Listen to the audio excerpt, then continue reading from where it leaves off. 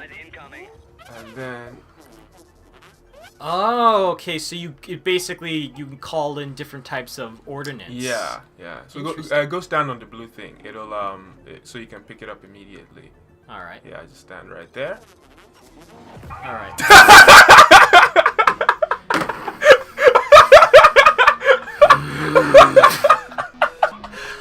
Fawwaz. We're having a good talk.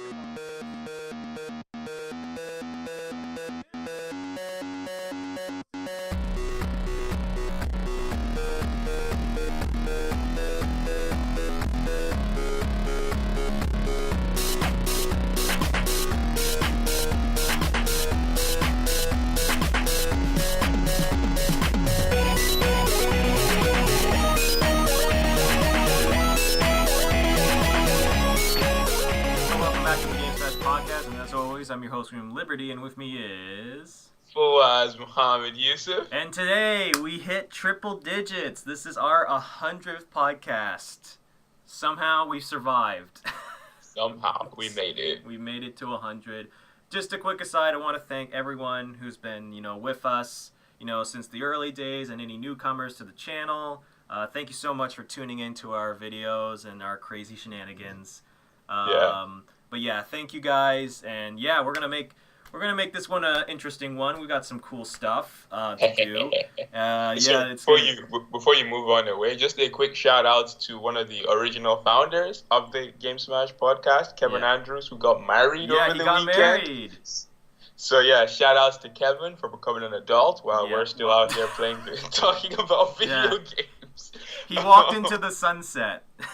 That's basically, that's what happened. But I felt like it was pretty fitting that we hit episode 100 the same weekend that he got married. Wow, that's actually a weird coincidence. But yeah, I guess definitely shout outs to Kevin because some Game Smash lore. Kevin was the one who originally wanted to start the Game Smash podcast, and I remember him contacting me and asking me if I wanted to do it, and I was like, hell yeah, I want to do it. I'd love to talk about video games. So yeah, and then I muscled my way into the podcast. Mutual friend. I now that I think about it, because I think it was me and Kevin at first. It was just me and Kevin, and then you broke down the recording door and said, "I'm in this podcast." Yeah, because one of our mutual friends, Asha, she was like, "Yo, do you know that Kevin and Tanner do a podcast?" I was like, "A podcast? Shit, I'm getting in there." So I just went up to them and I was like, "Yeah, so I'm part of you guys now. If that's okay." But yeah, no, it is interesting to see, and a little bit of other lore is that the main reason that I think one of our earliest topics was the PlayStation experience. Which they walked on stage and showed us the PS4 version of Final Fantasy VII, not remake, just the port, the PC port, and we were all flabbergasted by that. That was oof. Good times. But yeah, no, definitely thank you guys so much, and we're hopefully to keep it going for as long as we can. Here's hoping we get to 150. Let's see if we can keep this streak going. But yeah, we've got some topics this week. We've got Darkest Dungeon DLC being pushed back to April. We've got an Injustice story trailer and beta announcement. We've got Battleborn porn fiasco. We've got a Battleborn update. And because we're talking about Battleborn, we can't not talk about Overwatch. So Overwatch Chinese New Year event incoming. A bunch of skins got leaked. And then just to wrap things up, since it's our 100th podcast, we're going to talk about our top 5 games of 2016. So let's get started. So Darkest Dungeon. So a while back they announced this new DLC. It's supposed to be vampire themed, and it's gotten delayed for multiple reasons. But what they did announce is that there's going to be a new mode coming to Darkest Dungeon called Radiant Mode. And from what they're describing is that it cuts down on the grind. So grinding is less of a thing, and it basically, from what they described, it takes a playthrough of 80 hours and crunches it down to about 40 hours, which I think is a good damn thing to do. And what I like about this is because one of the things that made me kind of stop playing Darkest Dungeons is just how brutally hard it is.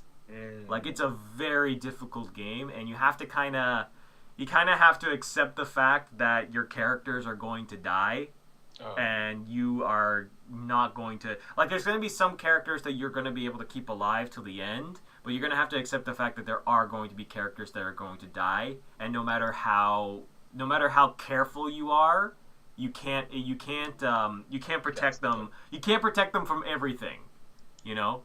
You can't protect them, and as you can see, anyone who watched the stream that I did of Darkest Dungeon, you could see that just simply touching a fence post can teleport you to another dimension where you fight Cthulhu. So, yeah, that can happen. But so that's why I'm excited for this Radiant mode, because if it's a little less brutal and maybe a little more manageable, I might be able to jump back in and actually beat the game. But yeah, what did you think about this? My first impression was, why are they releasing a patch to make the game shorter? But considering the difficulty of the game, and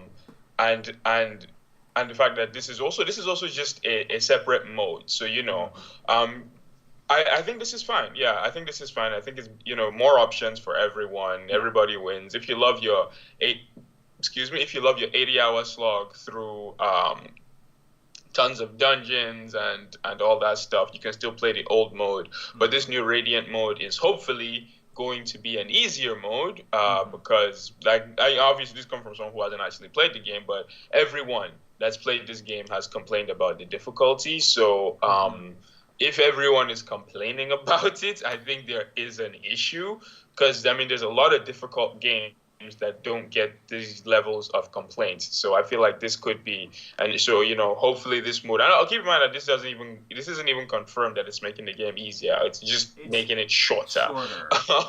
But honestly, in some regards, I think that makes it a little bit easier, because I'm assuming that at the very least, Radiant mode will make it so that you gain experience faster, and that makes a big deal, because it can take up to like 2 missions in the early game to level up once, and I don't even, and it takes tons and tons of missions before you even get to level up, because the max level is 5. Like you level your characters up to 5, and that's the max, but it takes a real long time to do so. So if that makes the crunch time a little bit quicker, it means my characters are leveling up faster, which means they're generally stronger in the earlier game, and I can go fight bosses a lot sooner than I normally would. Okay.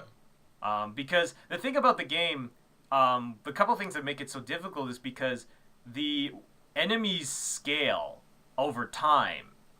So basically, so it's like XCOM. Yeah, kind of like XCOM. So yeah, basically it's like, okay, I've got my crew, and they're leveling up with the enemies that are slowly getting stronger and harder to fight, and then it's like, oh god, my crew just got wiped by the boss, and now I've got level 1s fighting against like these really tough enemies that they have no chance of beating. So that's what I mean, is that if it makes the game a little bit quicker, and honestly, the important thing is that it's just it's a mode. Like, it's the old version is still there for the vets, but this new mode might attract a bunch of new people, which I think is good for the game overall. Yeah, so do I. Mm-hmm. But overall, pretty cool. I wasn't that ticked off that the DLC got pushed to April. I'm more ticked off that everything is coming out in April and March, and my wallet is going to get annihilated. But to be honest, like, the game has so much content. It has a ton of content, and it's only like a $20 game, considering. So it's pretty damn good for that price point. So yeah, I mean, if you haven't tried it, this might be the time when this Radiant mode comes out. I'm gonna give it another shot, and I will come back with more details if I think it's a little more accessible now. But we'll have to see. But other than that, we got Injustice story trailer. This trailer was DC as hell. Yeah, it's a pretty cool trailer. So obviously it's following up on the original Injustice, where Superman It's an alternate reality where the Joker murders Lois Lane, the Joker tricks Superman into killing Lois Lane, who was also pregnant with his son his baby at the time. So this pushes Superman over the edge. He kills the Joker, and then he decides that, maybe it's time we started killing villains, and that's pretty much the premise of the game. Superman gets defeated at the end of the game. Spoiler alert. So the trailer begins with Superman in containment. Yeah. And it also introduces a bunch of new characters. Robin, Brainiac, Bane. Yep, Bane. And there's one other person. Supergirl? Poison Ivy. There we go. Poison Ivy. Okay, yeah. Now, to be honest, I wasn't impressed with this, because here's the thing: DC has been criticized, rightfully so, for relying too heavily on Superman and Batman. Mm-hmm. Like the Suicide Squad movie that came out last year is the first successful DC movie that wasn't based on Superman or Batman ever. Although didn't it technically have Batman in it? This is true, but you know what? Let's give them that. Let's give them that, okay? So like they've relied too heavily on Superman and Batman. Now, Injustice 1's roster. Now, here's the thing: is that obviously the roster will be heavily favored towards the more popular characters. Batman had the most characters in the first Injustice, but it didn't feel too overbearing, personally. Anyway, Yeah. I think there were like 6 Batman characters, but then there were a lot of other franchises that were adequately represented. Same with Superman. Superman got a lot of characters, but I feel like a lot of other franchises were adequately represented. Mm-hmm. And with that said, I feel confident that is going to carry over into Injustice 2. Mm-hmm. Still, with that said, I was disappointed that they announced 4 characters, and all 4 characters are Superman and Batman characters. It was just, I was like, come on, guys, like give us something else, not just more. I mean, sure, technically they announced Darkseid at the end, but literally everyone knew Darkseid was coming. But and Darkseid is still technically a Superman character anyway. So, he's pretty good. Yeah, like, I mean, the roster seems okay for now. I personally want to see more Teen Titans. I could go for that. I want to see my Starfire. I want to see my Raven. And hell, I'd even go for Beast Boy. I mean, like 3. Okay, like it depends on if you count Nightwing. If you count Nightwing as a Titan, 4 Titans made it into Injustice. I guess 4? Nightwing technically counts. So yeah. Yeah, we've got Nightwing, Cyborg, and Raven. So no, 3 Titans made it into. See, but I want Starfire, and I would love, like, if I could get all 5, like, that would be awesome. That's a tough sell. But with that said, the Titans are making a resurgence. They have a couple of successful comic books. Raven has their first solo comic right now, so I'm pretty sure Raven is a shoo-in to make it back in.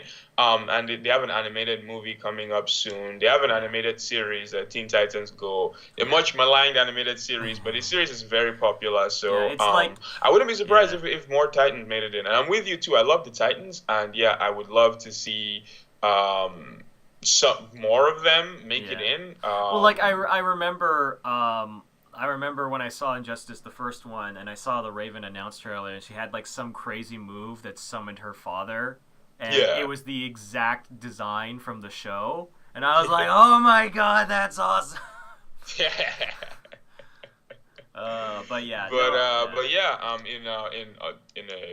In some other Injustice news, they've also announced that beta is coming. Let me just bring up the page. So the beta is coming for the PS4 and Xbox One. The registration page for the PS4 and Xbox One is live. The beta, I guess they haven't announced the date of the beta yet. But registration is open. So if you want to give it a try, go to the page and you can register for the PS4 or the Xbox One. I've registered already, it'll be interesting to check it out. My excitement for this game is on and off. I enjoyed the first Injustice, and the cool thing about it is that, like, because there's a lot of fighting games that I can't play if there's no competitive scene, right? But with Injustice, there's so much single player content that even if the competitive scene in my area dies off, I can still just play it as like a casual game, like an XCOM or something like that. yeah, fun stuff. If you're interested in checking out the beta, go sign in, and hopefully we'll get some more details soon. Yeah, for sure. So now let's talk about another staple of this podcast. So we always love to talk about Battleborn. It's a game that came out. So we've talked about how shitty the marketing of Battleborn was, and that was part of the reason why it got completely floored by Overwatch. And they never cease to amaze me with bad decisions. So Randy Pitchford, with his high level of intellect, decided to sell the game by posting on Reddit a link to on Twitter. On Twitter. Oh, on Twitter? I thought he posted it on Reddit as well. Or okay, it might have been Twitter as well. But basically, he posted a link to Battleborn porn, and it was like, "Oh, very scandalous. Don't watch if you're at work, NSWF," or whatever that stands for. I know it's not suitable for work, but it's like, why? Why would you do this? Like, it takes a level of stupidity to think that that's a smart idea. That was I couldn't believe it. I couldn't believe it when I saw it. So, if you actually go to the Reddit is called Battleborn Rule 34, and the front page of the Reddit, it pretty much just started taking shots at Battleborn. It started taking shots at Battleborn instead of making more, because they okay, sorry, let me just gather my thoughts. Right. There we go. So he posted the link for the Rule 34 Reddit, which is a porn Reddit, and then once he posts that link, the front page just becomes like the top one was Overwatch is better. The second one is this is pathetic Randy. The third is another embarrassment for Gearbox. There's one request Battleborn getting screwed by Overwatch. It just became a shit show. There's a not safe for work torture porn that just includes. Christ. There's a diva booty one. It's pretty bad. It just went to complete shit. And it went to complete shit after he shared it. Now I checked again, and it's settled down now, and it's gone back to actually just being porn. So that's the end of that. Yeah. But it was pretty. It was pretty funny. It was pretty funny when it happened, and it was a terrible, terrible, terrible idea by Randy Pitchford. Although, to be fair, it has gotten people talking about Battleborn, which is, a lot. You'd be excused for forgetting that this game existed, which then ties into the announcement of a massive update that's coming to Battleborn. Yeah, now it's like, the adding PS4 Pro support and performance enhancements. It's gone to 1080p and up to 60 frames per second, so that's cool. And then they're adding a bunch of changes. There's going to be early access to a new character called Beatrix. Unfortunately, we don't have any footage because this is Battleborn we're talking about. Yeah, of course. But I'll just read the description for you, and you guys can deduce what she does. Precise, deadly, and obsessively hygienic, Beatrix wields a massive syringe arm to spread debilitating debuffs and disease. A master at manipulating life, her prowess for science combined with her generate ruthlessness makes her one extremely qualified and extremely dangerous physician. Beatrix officially launches for all Battleborn players on January 26th. And then her abilities they're listed because they revealed an image, and her abilities are infection. Infection wounds enemies for 3 seconds if shot normally, 5 seconds if scoped. Infection deals 27 X damage. I can't pronounce this. The viral against the whatever. I'm not going through all yeah.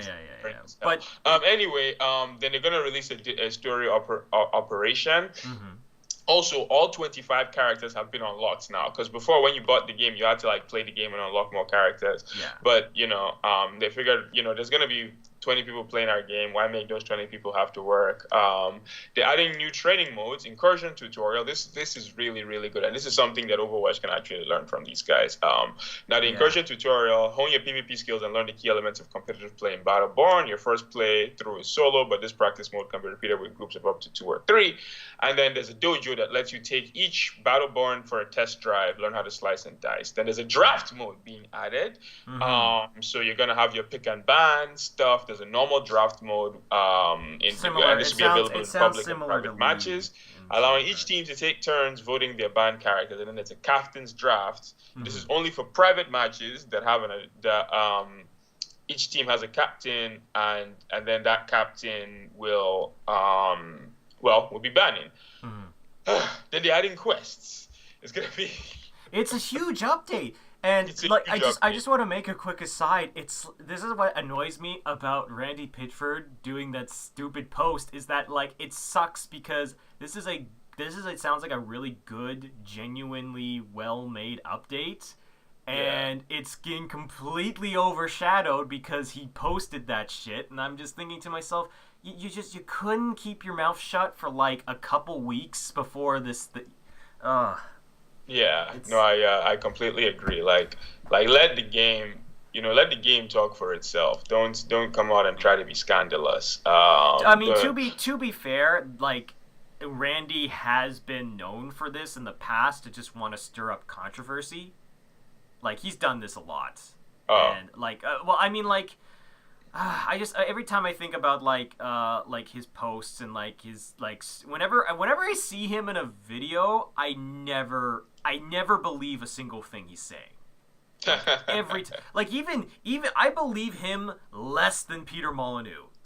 Wow, and I don't say that lightly.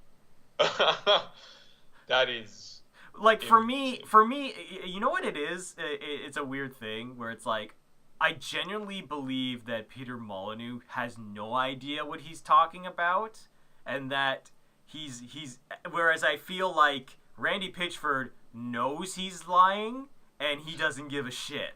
Okay, so you think Peter Molyneux is just delusional, whereas you think Randy Pitchford is a dick. I know that Peter Molyneux is delusional.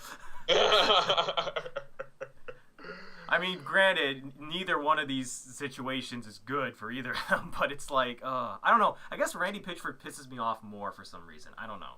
Yeah, I mean, he also just has a very punchable face, so I'll definitely give you that. But like I said, I'm actually not done yet. Yeah, there's a quest, so I don't understand how these are gonna work because everything is unblocked. But players can now take on objectives through main and daily quests for a variety of different rewards. There's the main quest. The main quest lets you explore different aspects of the modes and missions in Battleborn, and then the daily quest unlock a new quest every day. Rewards vary depending on the difficulty of the quest, with the hardest quest also having the biggest rewards. They are overhauling the user interface, and then they're what's this thing called? Commander rank and character rank. Okay, they're increasing the rank. They push the cap to 150 for command rank and 20 for each character. I think right now it's 110. And then you get new rewards for the extra stuff. So, pretty damn crazy update. Hats off to them for putting effort into a game that, let's be, we shit on the game a lot, but let's be honest with ourselves. Yeah, this game was not successful. Just flat out, it was not a very successful game. They've come out and they've said as much. But in spite of the game not being successful, they're still putting the time in. Yeah. And hats off to them for that. I mean, when I mentioned it a couple podcasts ago in our, what was our most disappointing game, the reason why I mentioned Battleborn was because I actually wanted Battleborn to succeed. I don't think either of us wanted Battleborn to fail. I was planning on buying Battleborn. Yeah. And honestly, even when you say this training mode, for example, there are things that I wish that were in Overwatch that Battleborn has, and but it's just a real shame because there are I know some of the designs aren't that great in Battleborn, but some of the designs I think are actually pretty cool. I love that top hat robot with the owl. He is awesome. And it's a shame. It's a shame, and I think a lot of people at this point with Gearbox are just waiting for like Borderlands, because it's weird because now I'm like, I feel like Borderlands might be the only series, at least as far as I know, that Gearbox has been releasing that hasn't had major problems, at least in a while. Like I'm trying to be fair, and Borderlands, the pre-sequel, is generally hated for not being very good. So I know people who say the pre-sequel. I think the pre-sequel was. I think people called it unnecessary. So I don't know if it's bad or not, but I definitely know it was unnecessary. Well, I own the pre-sequel and I'm yet to play it. So. Oh really? That's amazing. Oh yeah, that's right. You bought the Handsome Jack collection. I bought the Handsome collection, and I literally never touched the pre-sequel. Yeah. So yeah. But it's just I don't know. I mean, at this point, I'm just waiting for Borderlands 3. That's really all I'm waiting for at this point. It's a shame. I mean, it is a shame. But I have to give them credit. I have to give them credit for the people who are working on Battleborn, who stuck it with it till the end. They didn't care what anyone said about it, and they are still doing work on this game. Hats off to you. That's... One thing I do want to say, though, it's funny that you mentioned Borderlands 3, but yeah, one thing I do want to say is that Gearbox are, I don't know if they're in trouble. You know, I haven't seen their books, but they haven't released They've released a lot of critically panned games the past couple of years. Borderlands 2 came out in 2012. Yeah. So that is the last like critically acclaimed game they released. After Borderlands 2, they had Alien Colonial Marines, the pre-sequel, the Handsome Collection, Homeworld Remastered. Did they develop Homeworld? No. Then they had Battleborn.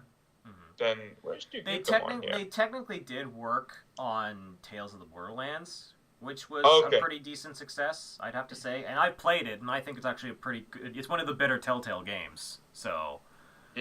But, like I said, it's... But you get what I mean, though. Yeah. They haven't had a hit in a while. So, like, if Borderlands 3 comes out and it's also shit, these dudes might actually be in trouble. Yeah. Oh, no, completely. I completely agree with that, because it's like... When I think of Gearbox, I always go... They are I trust them to at least do a competent to good job on their Borderlands games, but when it comes to anything else, I have this like big red siren going off in my head going, I don't know. They've fucked up a lot of different games like Duke Nukem Forever and Alien Colonial Marines, and like those are the two that I find the most fascinating. Like, I find them most fascinating because it's like, those were two games that were in development hell, and it's like Gearbox thought that they could come in and save it, and that's just not the case. And I feel like they should have known by the fact that they tried to come in and save Duke Nukem Forever and it failed spectacular. The fact that they tried to do that again with Aliens Colonial Marines, I feel it's just a level of like, come on, guys. Oh, like, but yeah, no, I agree. They might be in trouble if Borderlands 3 doesn't do well. So yeah, for the sake of all people that work at Gearbox, let's hope Borderlands 3 actually does well. Yeah, that for sure. But now, because we talked about Battleborn, guess what we're going to talk about next? We're going to talk about Overwatch. Hey, it's a Game Smash classic. It's a Game Smash classic. Overwatch. Blizzard also announced an update coming to Overwatch called the Year of the Rooster. So it's a Chinese New Year update. It starts on the 24th of January, and it's I mean, a bunch of characters are getting new skins. The skins that are revealed were officially revealed were the Mei skin and the Diva skin, both of which were pretty cool. But then a couple of other skins leaked. Reinhardt skin, a Zenyatta skin, a Winston skin, and a Roadhog skin all leaked. Yep. So yeah, it looks pretty damn cool, and I'm glad because I've been waiting for another cool Diva skin for a while. Like, Diva hasn't gotten a Diva was similar to Winston, where it's like we didn't get much as far as skins. So I'm glad that she's finally getting one and changes her robot into a Ronin. So that's pretty rad. I'm really curious because it looks like Reinhardt is like a samurai, essentially, to a certain extent. Yeah. So I'm thinking that he's gonna get a Naginata. One sec, I'm gonna have to Google this. Give me a second. It's basically a spear, but instead of like a pointy Ooh. it's like a sword. That's what I'm thinking because it makes the most sense. Because I can't see him having like a katana. Yeah. Because that would be it would be hilarious. But I'm thinking as far as like how to code that in. No, a katana wouldn't make sense because he has to be holding something with two hands. Yeah, he has to hold it with That's two why hands. I think Naginata makes the most sense. Yeah. Yeah, that actually does make sense. Yeah, it's gonna be interesting to see. Like this is all the info we have. Blizzard is keeping this under wraps as well, rat bastards. Yeah. But it's so we don't know what the brawl is going to be. We don't know what any of that is. All we know right now, we don't even know how long it's going to go on. There's been a rumor that it's only going to be a week long, which on one hand would kind of suck, but then on the other hand, like I didn't expect this to even be an event. I thought we were just gonna get like a skin for May and then maybe a skin for Diva, and that would be it. But it seems so like the fact that No, but no, exactly. It's like I'm actually shocked that we got another event like so close. Yeah, because the Christmas event ended 2-3 weeks ago. Exactly. So us getting another like full-fledged event for 3 weeks is going to, I didn't expect that. So the rumor right now is that it's only going to be for 1 week, which would suck, and I hope that wouldn't be the case. I hope that isn't the case, but I mean, if it is, it is what it is. You take what you get, and I'm probably going to buy loot boxes, not because I have enough credits to buy whatever skin I want. Let's see all the skins first before I say that. But the only skin that I'm probably going to buy here is the Zenyatta skin. I just bought a skin for Winston. Yeah. But then I have enough credits to buy that. But I wanna support the game because they've been giving us a lot of free stuff for a while, and give them something back because I'm really happy with how they've handled the game and all that good stuff. So we'll see. But we'll get more info on Tuesday at the latest. Hopefully we get more info on Monday because I'd like to know. But odds are it's going to be Tuesday because these dudes keep shit on their wraps. I was gonna say that part of the thing that makes me a little bit annoyed that if this is a shorter event, it's just like, oh man, because it's like.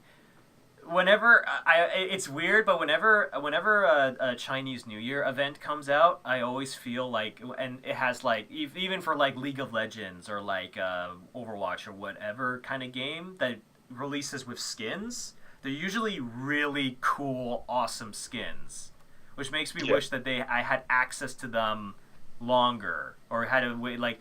And that's the thing is that with the Halloween event and the winter event, I bought like 20 packs, and then I was able to pretty much get everything I wanted just through the month or through the couple weeks that it was going. Yeah. So that now that this is a week, and depending on how much time I have during that week, which might not be that much, I might have to just cave and buy more than 20 loot boxes. God, this dude. Tanner, you need to lend me some money because you seem to just be rolling in that door right now. I'm hoping that I get the skins that I want, but I want Ronin Reinhardt, and I really want the Diva one. Like the other ones, I'd be like I kind of want the Zenyatta one as well, but if I didn't get the Zenyatta one, it wouldn't be the end of the world to me. But I want those two in particular. Yeah, I feel you. What I was gonna say is that now, to be fair, this is only a rumor, and the reason why this rumor started was because the image with the 4 leaked skins, it had a little thing at the bottom talking about the event going on from the 24th to the 31st. However, it also says something about it being a free event, so people are speculating that maybe that that window is only it's like a free week where you can, it's like a free week, and then after that the remaining 2 weeks of the event will be like, business as usual. But hey, I guess we'll find out more next week. I guess we will. But yeah, no, looking cool. Oh, we didn't even just I guess a quick thing. Did you want to do some speculation on what you think the brawl is going to be? Oh, yeah, sure. Well, I don't even know where to begin because I don't know any Chinese New Year traditions, unfortunately. I know in Korea, no. In Chinese New Year, they do this thing where, in fact, I think you see May holding them. They have these like little red sachets that they put money in and they give it to kids. But I don't really see how that would translate into a brawl. Like it's just, it's basically, it's a brawl where everyone stands and like grabs gifts or something like that. That's kind of funny. But I feel like May's, it's obviously going to center around May and probably Diva. So yeah, I have no idea. I'm speculating. I know fireworks is definitely a big thing on Chinese New Year. So I'm speculating maybe something to do with fireworks to some extent. Like it's gotta be like a festival themed brawl. Like that's my guess at the very least. Yeah, I'm thinking we're gonna get something similar to Junkenstein's Revenge. Not thinking because there's nothing here that leads me to that conclusion. I am 100% assuming that we're going to get speculating that we're going to get something similar to Junkenstein's Revenge. Doesn't show how well received that was, and I'd be very surprised if they're not working on something similar. And I feel like this is going to be the last event we're going to get probably until the Summer Games again, because if you think about it, like we got 2 events back to back, we're getting Doomfist. I don't think we're going to get this. I don't think. Whether the next character is, we're getting them in the spring. We're getting them before the summer update. So I feel like this is going to be our last update before the summer update. So I think this is going to be something similar to Junkenstein's Revenge, where you have like 4 characters. There's maybe 5, maybe 6, maybe 7, where you have like a fixed set of characters that you can pick, and then you're going through like a horde mode type thing. So that's going to be I'm punching that in. That is my prediction.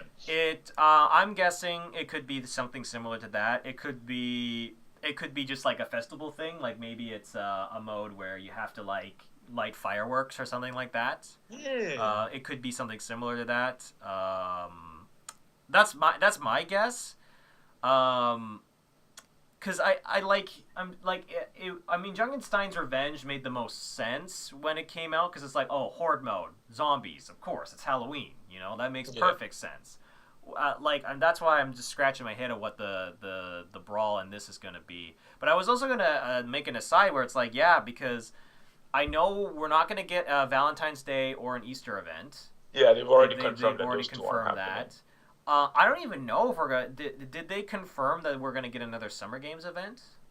I mean, they said when they announced Summer Games, they said that they want these events to be annual. So every year, we have, but this time next year, we'll be looking forward to. I wonder what they're gonna do for Chinese New Year this year. So they said that they want these events to be annual. Now, that doesn't mean that every single event is coming back every year, but I think they will. I think they will because the skins still appear in your thing saying that you can only get this in the Summer Games. So I'd be very surprised if all the events didn't come back, especially since it doesn't even take that. I don't think it even takes that much effort to bring the events back. So I was gonna say I'm curious if the Summer Games event is going to be Olympic themed, because I'm pretty sure the Olympics is not happening during the summer this year.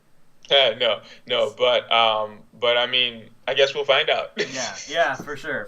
I found that interesting because it's like, okay, if they're gonna make that, because if they're gonna make it an annual event, it makes I can see Halloween. Okay, yeah, sure, or I get what you mean. Halloween, Christmas, Chinese New Year, but the Summer Games is only every 4 years. I'm fine with either way. I didn't like the summer. I actually hated the Summer Games as I mentioned before this podcast. I didn't like the skins that we got. The Zarya skin, I'm actually glad we couldn't buy the skins because I would have bought that Zarya skin and I would have regretted it. The Zarya skin, I don't like it at all. The Tracer skin looks ridiculous. The only skin that I actually liked from the Summer Games games is the Lucio? is the Lucio skin. I think the Lucio skin is really good. And then the brawl itself wasn't that much fun. I played it a couple times. I mean, to be fair, the brawl that I played the most was the May one. But in general, I don't play the brawls a great deal. I only play them for the loot boxes, and those brawls, that was back before they added. Well, that's what I mean. Is that it?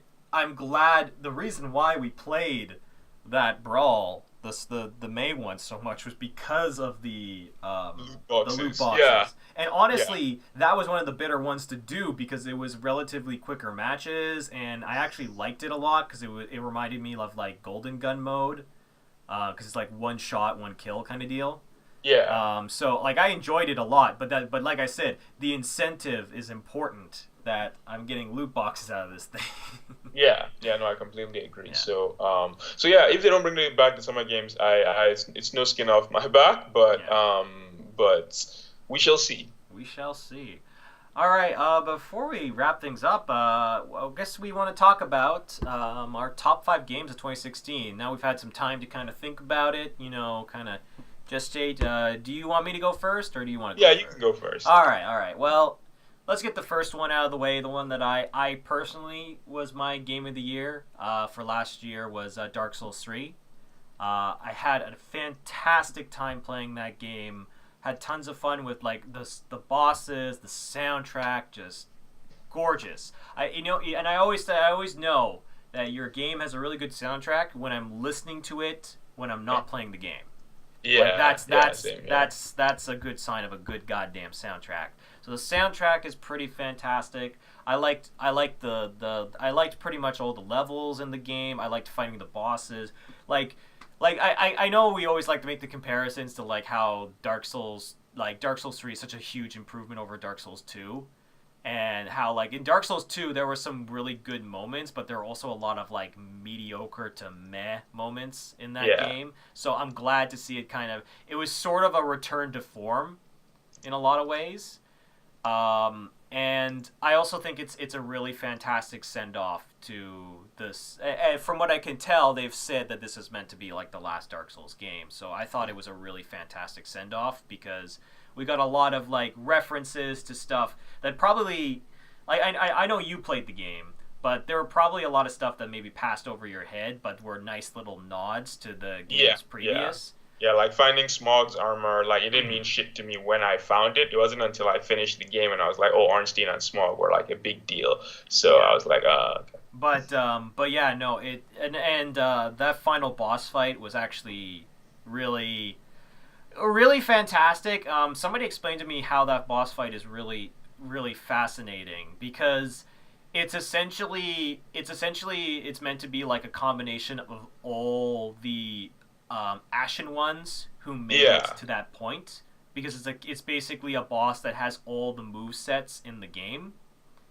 Like from like cleric to like using faith spells to using sorcery to using spear, katana, and how it switches from like that to Dark Souls 1 final boss, Gwyn. And I love how Gwyn is the first final boss in the first game, and how it's pseudo the final boss in this game. And then his theme comes in when after you finish off the first bit of the of its health, and then when he adopts Gwyn's fight style, Gwyn's theme, also spoiler alert by the way, Gwyn's theme also comes in. It was just really well done. Like even for someone like me that didn't play the original games, I could see the care. I could see the care and the love and all that stuff. And I actually remember I mentioned on this podcast that playing Dark Souls 3 made me regret never playing Dark Souls 1. So yeah.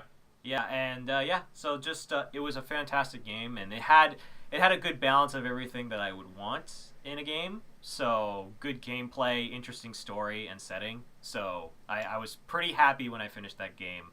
Another game that was my biggest surprise that I really, really enjoyed was Tokyo Mirage Sessions FE. Oh my god, yeah, this actually makes sense because you just won't stop talking about this. The reason why is because I didn't even think it was going to be that good of a game. Like I thought it was going to be like mediocre, but I ended up enjoying it a lot because of the gameplay.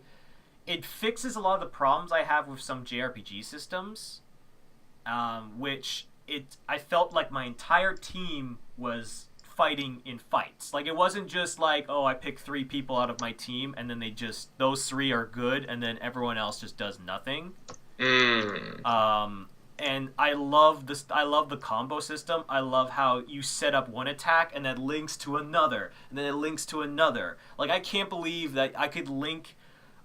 You could do resets, which was amazing. Which was like I could link 7 attacks, do a special dual combo attack, and then reset it so that the string of attacks continues. So that in one turn I have 12 attacks. And it was awesome. And it would be like, it was like they start the attack and then another person jumps in, then the person jumps in. It was so satisfying to play that. And, in a time where I was like, well, I'm not getting Persona, so I might as well play this game. And I really did enjoy it. I mean, it's super freaking, like, anime as fuck, like, probably more than it should have been. But it makes me go. It's the kind of gameplay system that I wish is in other games, and that's why if they made a sequel to this game, I would buy it. I would buy it, like, flat out. So yeah, that's why I wanted to just make a quick mention to Tokyo Mirage Sessions, because it was probably one of my. It was. I don't know if I really played a whole lot of JRPGs this year, but it was definitely up there as my favorite JRPG that I played this year, because Persona didn't come out. And will be coming out in April. And then the other game that I wanted to make mention to was obviously we haven't talked about this game that much on the podcast, so I thought I'd bring it up. Something called Overwatch. Overwatch, absolutely. I mean, you and me have been playing this game for so long, and it's always been a fun game to play with friends and competitively. I mean, I love my support. I love playing Mercy, and I've got my golden staff to prove it. So, but it's a really fun game. It's very slick. They've continued to support it with new updates. Like, we've been talking about all the updates and stuff like that they've been releasing this over the year, like the Halloween event, the Winter Wonderland. They're doing the Chinese New Year event this year, and it's it's a really fun game to play. I mean, it does have its, like, trappings with, like, potatoes, being stuck with potatoes on your team. But honestly, I had a lot of fun playing it, and I'm glad that it sort of became the game that, like, you and me could just, hey, you want to play Overwatch? Yeah, sure, why not? We can just pick it up, play it at any time.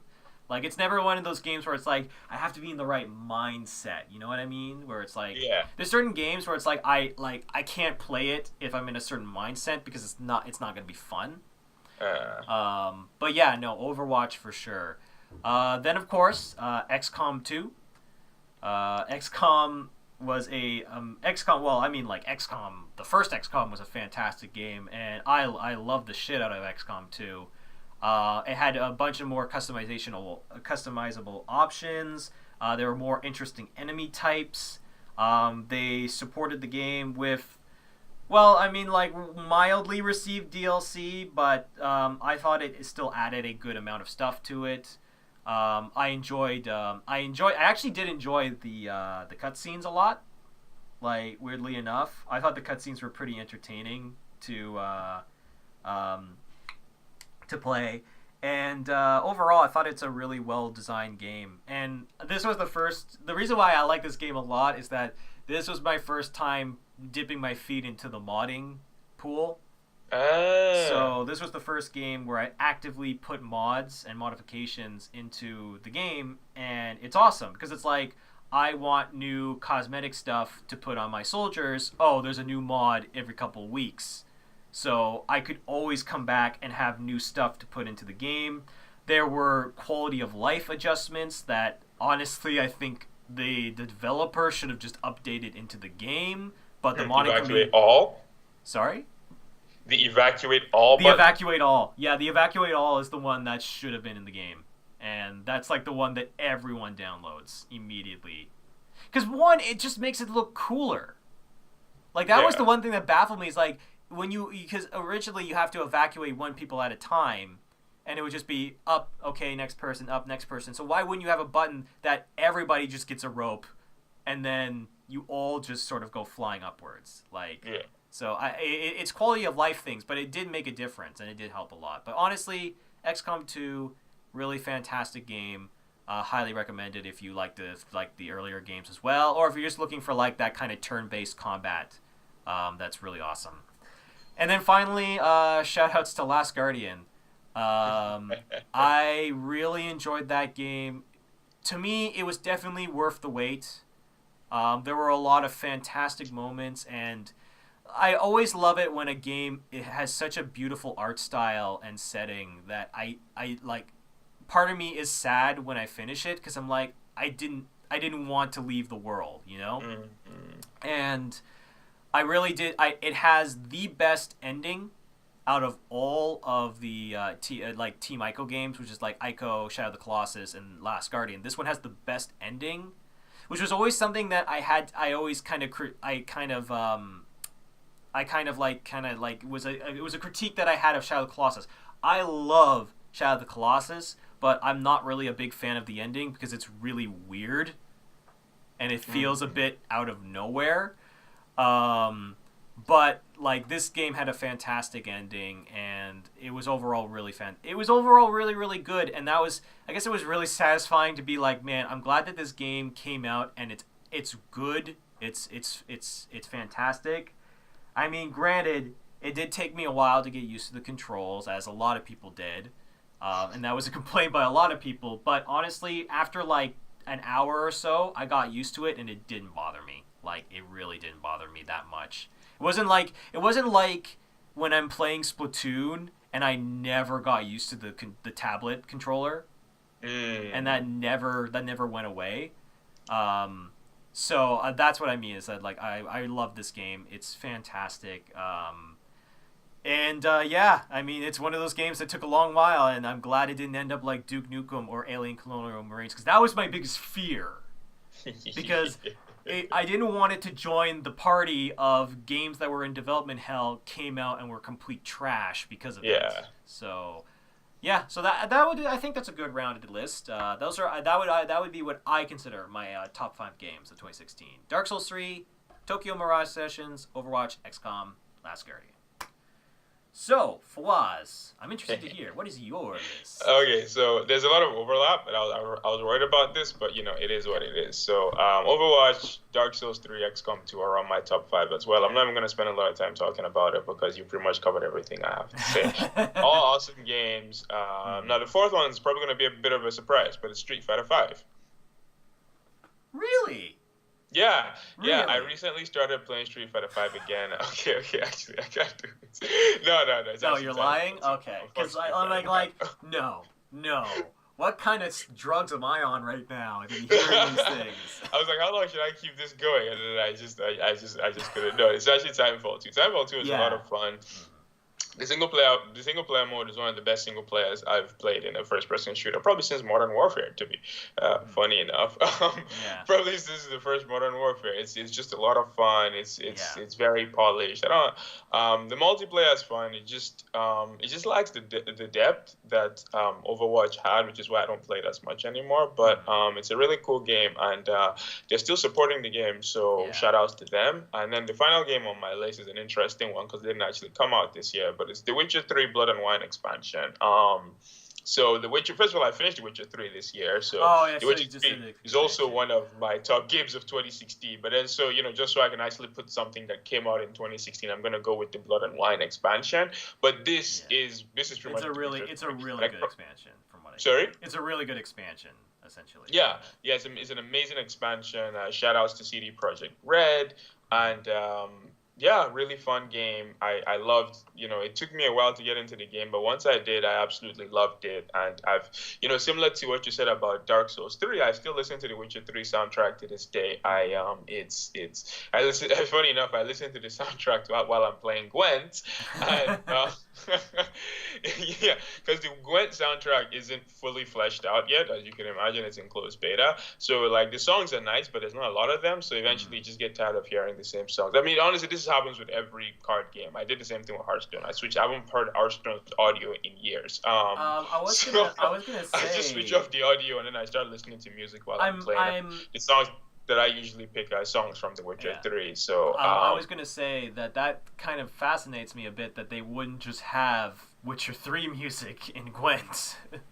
No, like these dudes, they love giving themselves extra work, just straight up. They wanted to make brand new compositions for Gwent, and I give them like lots of credit. I do hope that eventually they bring some of The Witcher 3's songs in as well, because I mean it doesn't hurt, Like I appreciate you guys putting in the extra effort and composing brand new stuff, but there were some really nice Gwent songs in The Witcher 3 that I would really like to make it into the standalone Gwent game. But yeah, it's fun. Yeah, it's fun. Yeah. For sure. So yeah, that's my top 5: Overwatch, Dark Souls 3, XCOM 2, Timefall 2, and The Witcher 3. So pretty good year. Here's to even a wider selection of games to choose from in 2017. 2017 is going to be brutal for me. 2017 is going to be fun, hopefully. Now, for our question of the day, from the amazing J Street. Shout out to J Street. For supporting us for God knows how many episodes. He wasn't there at the start, but he's been from the moment he hopped on. He's definitely been here for a while. I think he's been here for a while. I think he started like episode 30. So like shout outs to J Streets. We would, people like you are who we do this for. Let's not mince any words. We don't have a lot of viewers, but the few viewers that we have, the viewers who stay with us, we know are quality people. Yeah, pretty much. So yeah, his question of the day is how much and in what way will the lack of X-Men characters affect Marvel vs. Capcom Infinite? Which is a pretty cool question. So do you want to go first?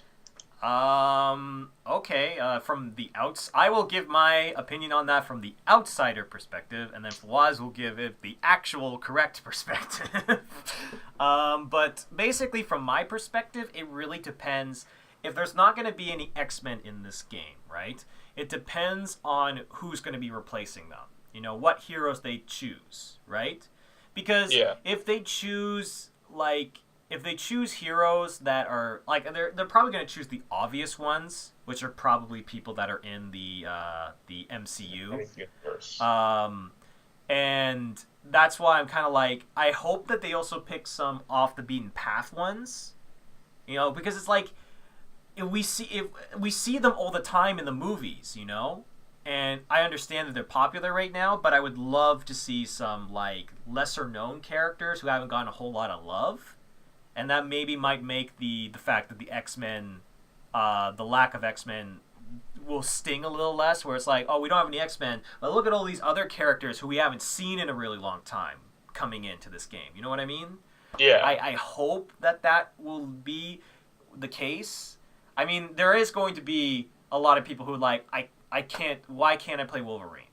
Like why? Like this does not feel like a Marvel game unless it's got Wolverine in it. There's going to be people that are like that. And I think it's definitely going to be weird for a lot of people, because I know that there's a lot of people that their team comps consist of a lot of different of the X-Men characters in the game. Or at least some of them at the very least. So I am curious. I'm curious how people are going to react. But I feel like it will have an effect no matter what they do. The fact that a lot of the staple characters, like Wolverine, aren't going to be in the game is definitely going to affect it. But it depends on who they bring in as replacements. I think that's the key here. It's who they choose to replace. If they only choose the incredibly obvious ones, then I feel like it's going to kind of be like, that kind of sucks. So I hope that they pick some ones off the beaten path, because that's what I'd love to hear. I'd love to see that. But I guess that's my opinion on it. So what do you think about this overall? Okay, so I'm going to approach this from two different perspectives, as a comic book fan and as a Marvel vs. Capcom fan. So as a comic book fan, in both cases, it's going to be disappointing. There's just no way of flipping it around. Like, Marvel and X-Men are synonymous. The X-Men saved Marvel in the 90s when, like DC was killing them in the comic book world. The X-Men, the Jim Lee X-Men are absolutely iconic, and they're synonymous with Marvel. So no matter how you flip this, no matter how you try and turn it, no matter who they pick, it's going to be a disappointment. And there's some people that would just not buy this game without X-Men in it. As a comic book fan, though, it's going to be very disappointing because, like I've said, the X-Men, and then not just the X-Men, okay, and to a lesser extent, the Fantastic Four, because if the X-Men don't make it in the Fantastic Four, aren't making it in either, because the only reason why there won't be X-Men in this game is because of Marvel's tenuous relationship with Fox, and Fox owns the X-Men and the Fantastic Four right now, so if the X-Men and, like I said, to a lesser extent, the Fantastic Four don't make it in, it's just going to be flat out disappointing for a lot of comic book fans because, like these characters have carried Marvel for decades. And, these are the characters that people just attribute with Marvel. Now, from a fighting game fan's point of view, and more specifically from a Marvel vs. Capcom fan, it's I can see people not buying this game simply because of it. Because, like you said,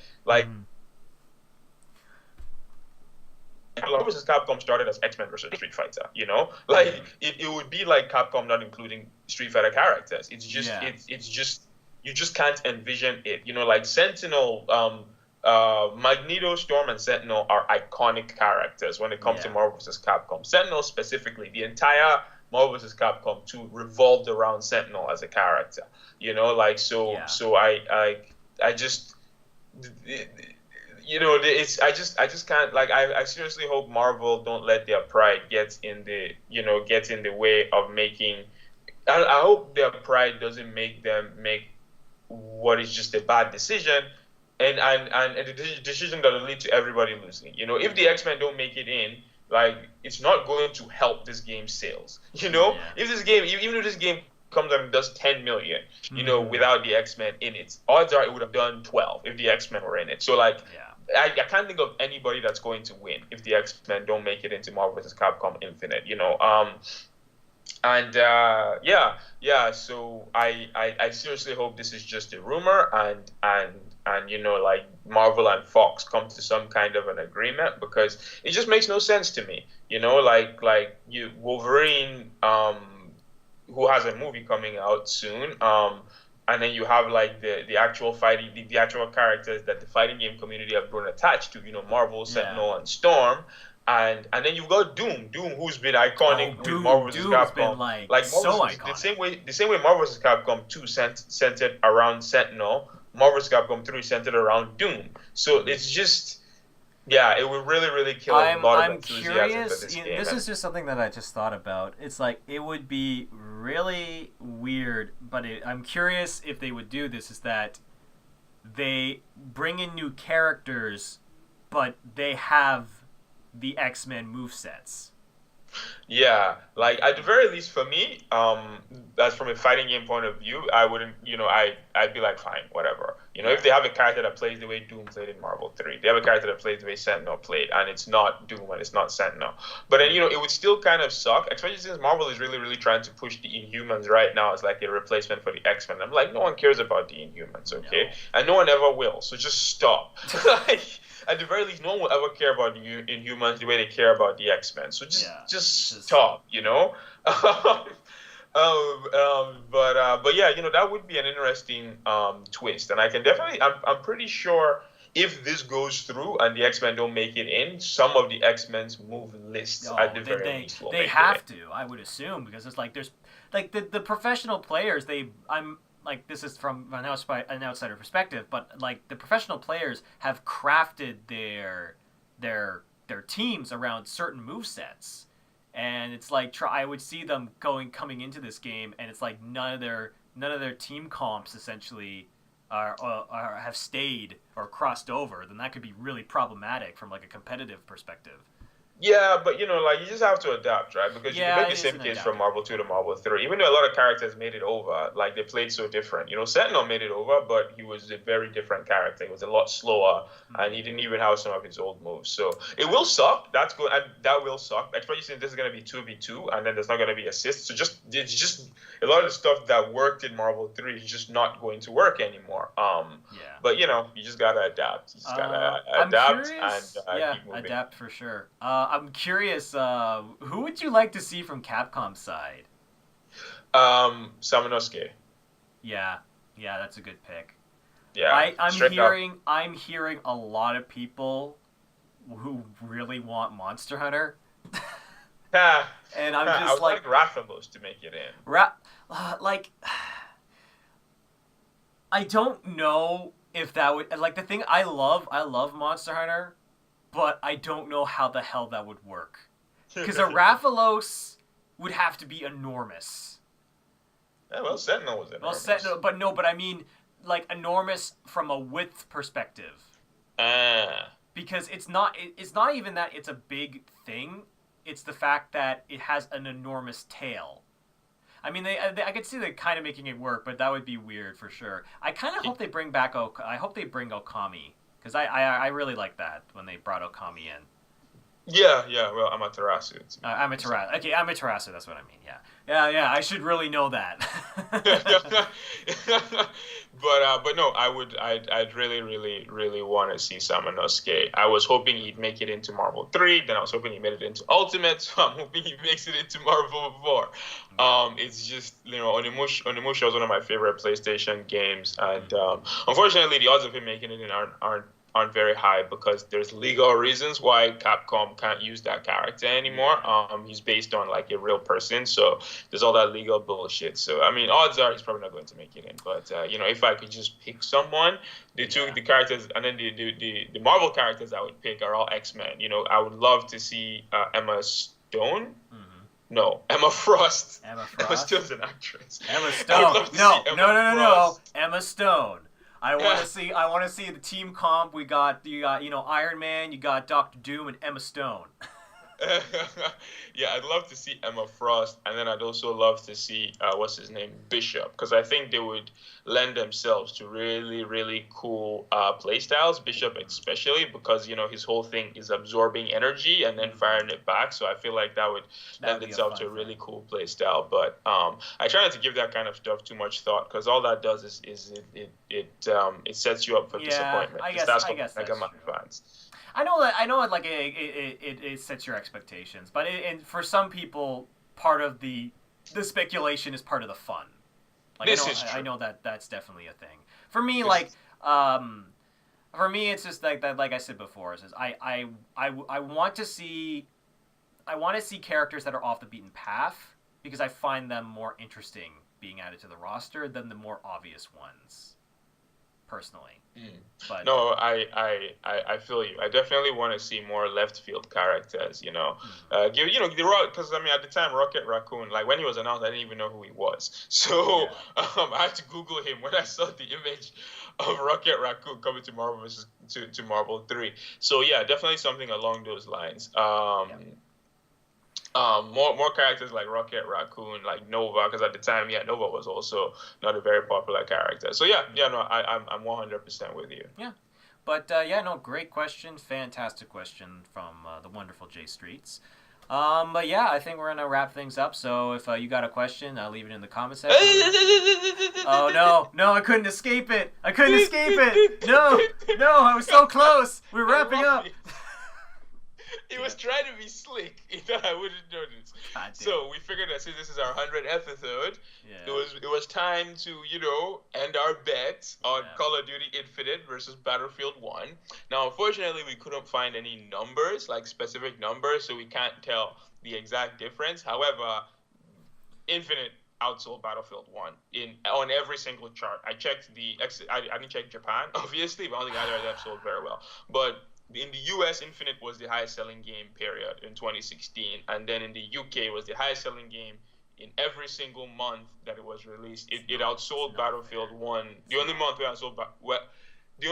Battlefield 1 outsold Infinite was in the month where Infinite wasn't out yet. So, while we don't have the exact numbers yet, we can say with a certain degree of confidence that Infinite outsold Battlefield I feel 1, betrayed. and as such, Like I am you, in I fact feel correct.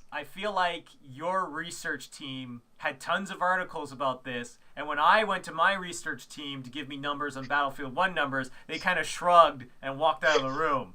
And I was like, "What the hell, guys? You can't even help me." So yeah, I lose. So I for win, sure. and So what is my punishment? That's what I'm curious about for losing. Your punishment. What is my punishment? Is, I had so much time to think of this. I couldn't come up with anything good. So all I've got right now is that I'm going to force you to start playing Street Fighter 5. Street Fighter 5? Yes. Oh no! What will I ever do? The game that I played by myself and no one else is playing with. I've got nothing. Like, there's just because Tanner is so happy-go-lucky. He doesn't have any. I mean, there's no David Cage game on the. Ooh. Don't you dare! I will drive. I will bus. Punch you in the face. Is it Beyond Two Souls is on the PS4? Is it not? Oh no! Not even. It's the worst version because apparently that version is broken as fuck. Okay, I'm kidding. I would have forced Tyler to do that. That would be pretty entertaining. Yeah. We'll just play some Street Fighter 5, sort of as his quote unquote punishment for getting it wrong. But yeah.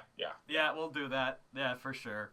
I'll play Birdie because as extra punishment because that was the one character I was good with, and apparently he got nerfed super hard. Oh really? Yeah, according to someone I was talking to about it. But yeah, no, that would be. I think it's a fitting punishment. It's a little less brutal and torturous than making me have to play Beyond Two Souls. I mean, the absolute worst would be telling me to play 13, and then I just wouldn't be on the podcast anymore. What happened to Tana? Yeah, I think he might have killed himself. Yeah, he just disappeared. It became a solo show. Weird. 101 podcast. Yeah, William's not going to be here for a while.